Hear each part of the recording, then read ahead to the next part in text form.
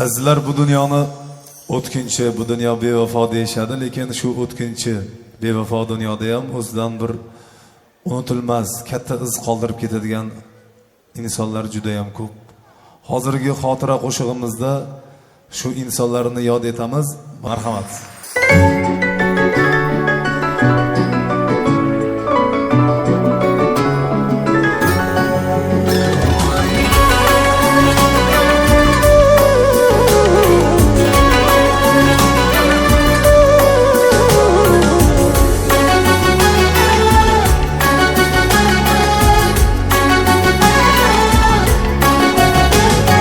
Soyangiz bulutga ergashgan, sizlarga yaxshilik ergashgan. Soyangiz bulutga tirmashgan, sizlarga yaxshilik ergashgan. Yodingiz dillarda joylashgan, unutmoq osonmas sizlarni.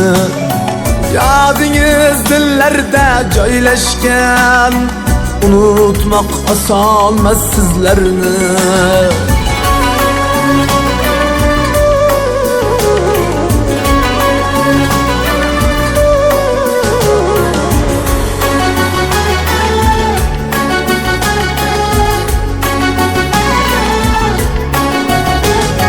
Siz yo'qsiz qalbimda yaralar, ayting bu dardni kim davolar?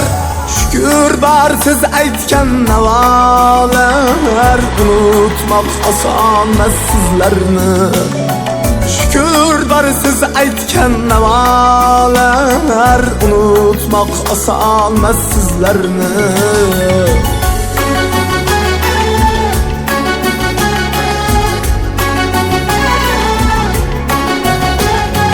Afsusdan egildi boshlar ham, sog'inib uyuldi qoshlar ham.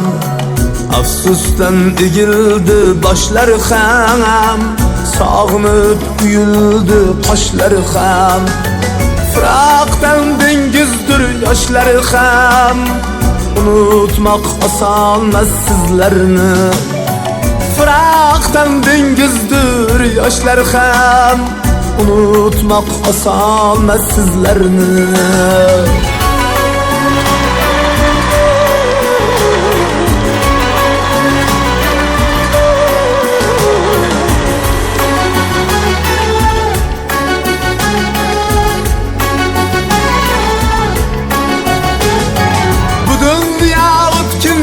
Bevafo, siz shoir, siz hofiz, siz daho.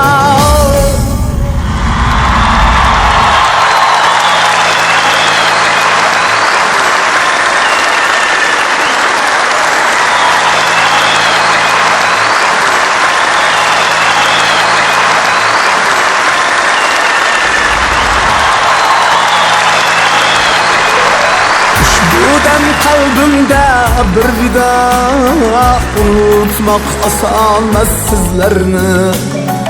Ushbu dam qalbimda bir vida, unutmoq osonmas sizlarni. Unutmoq osonmas sizlarni. Unutmoq osonmas sizlarni.